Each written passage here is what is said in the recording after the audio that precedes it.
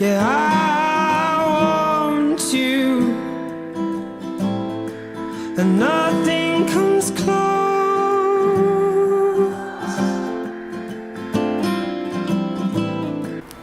A princípio eu ia falar de temas que eu pensasse, né, de forma filosófica e de forma mais tranquila, mas eu fico me perguntando se não é necessário a gente falar mais diretamente sobre aquilo que realmente acontece no mundo e, em cima disso, utilizar um tema subjetivo ou objetivo a partir de um conhecimento já partido de um pressuposto que já se utilizou dele.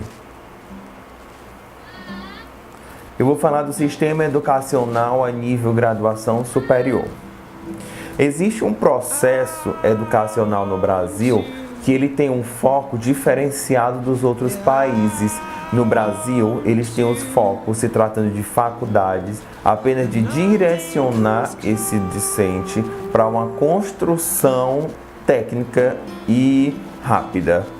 Ele não tem uma obrigação, ou então ele não apresenta ou não carrega em sua diretriz de apresentação de curso, de instituição, de missão e de valores, diferenciá-lo. Aprender a diferenciar essa criatura dentro de um contexto sistemático faria com que nós tivéssemos pessoas mais capazes de se organizar e automaticamente de se manifestar a favor de algo. O pensamento social e estruturalista das pessoas que participam desse sistema acadêmico educacional, que é uma instituição privada de ensino, a faculdade, cada vez mais ele se diminui. Eu não sei o que acontece, se é uma simples manifestação do saber, não me interessa, fechar aspas, ou então é uma falta de direcionamento a partir daquele que oferece o produto. Entendendo o estudo como produto, existe uma relação entre sintonia e convenção que faz com que essas relações abstratas ou não se manifestem dentro de um comportamento social formador de um indivíduo pertencente a esta sociedade. As pessoas têm mania de crer e acreditar em tudo que elas escutam, crer e acreditar em tudo aquilo que elas veem, ou então que já tem uma condensação contextual anterior perante o fato. O posicionamento acadêmico deve acontecer quando existe uma facilitação de compreensão do artifício assunto. Nenhum discente é capaz de se formar sozinho sem ter um docente especialista naquilo que se propõe a fazer. Uma especialização não no sentido de condensação de títulos, mas no sentido de que você realmente entende daquele assunto para que possa repassar. O mínimo que possa fazer é entender o que se está passando. As pessoas têm a mania de compreender, facilitar e divulgar aquilo que elas não concordam, então aquilo que elas não carregam em suas diretrizes e doutrinas. O posicionamento acadêmico ainda é inválido no Brasil quando a gente fala de liberdade doutrinária e partidária. As pessoas têm, por motivos maiores, defender um partido e um lado dentro de uma discussão, seja ela qual for. O aluno pertencente a esse sistema acadêmico deveria compreender que existe uma separação filosófica e social dentro da sociologia que estuda essa especificidade do indivíduo através de sua composição intelectual. O indivíduo ele pode sim se manifestar através de suas posições, através de um contexto aplicável e transformador. Não que isso seja um fator obrigatório, mas que isso é um fator mínimo de se oferecer quando se estuda para algo específico, ainda mais quando o assunto ele é macro e não micro.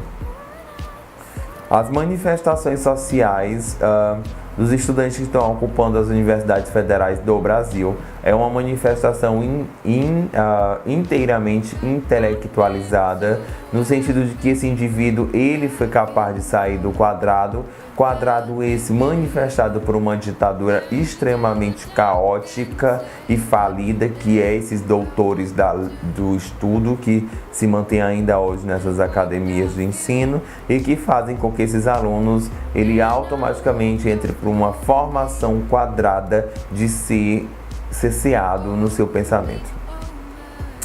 Existe um fator dominante que faz com que os universitários atuais se manifestem e que fazem com que eles realmente lutem e levantem bandeiras, seja de partidos ou de lados sociais, ou então de uma simples manifestação em defesa de uma lei ou de algo parecido, que se chama liberdade de expressão.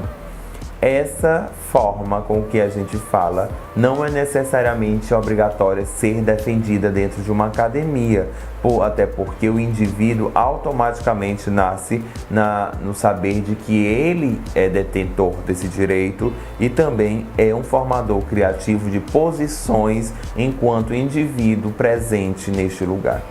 As pessoas têm que aprender ainda a manifestarem suas leis e suas diretrizes a partir de uma organização especial, apenas percebendo o que são deveres e direitos.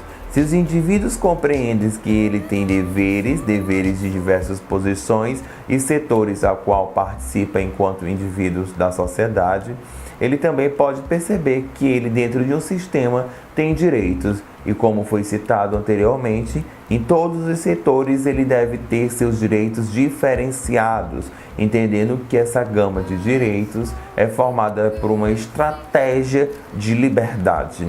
É daí que se compreende essa formação expressiva de liberdade. Expressão de liberdade, ela é nada mais, nada menos do que exercer o conhecimento dos seus direitos e deveres. A partir do momento que você conhece os seus deveres e direitos, seja ele formado por você ou não, seja ele participante do sistema ou não, você se torna o ser capaz de compreender essa formação de diretriz.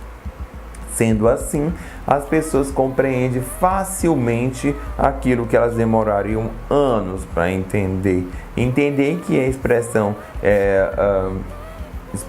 liberdade, que é a liberdade de expressão, e qualquer que seja outra diretriz que tenha a liberdade como foco de liberdade, de libertação de um sistema, ele é composto por isso. Se a gente não condiz ou então não conduz dentro de um sistema a partir de uma ideia de alguma coisa, a gente automaticamente burla esse sistema, prejudicando cada vez mais nossa forma de, nossa forma de manifestar nossa liberdade perante uma proposição eventual e social. As pessoas, os indivíduos, as coisas e os objetos são diferentes enquanto proposições subjetivas e objetivas de direito.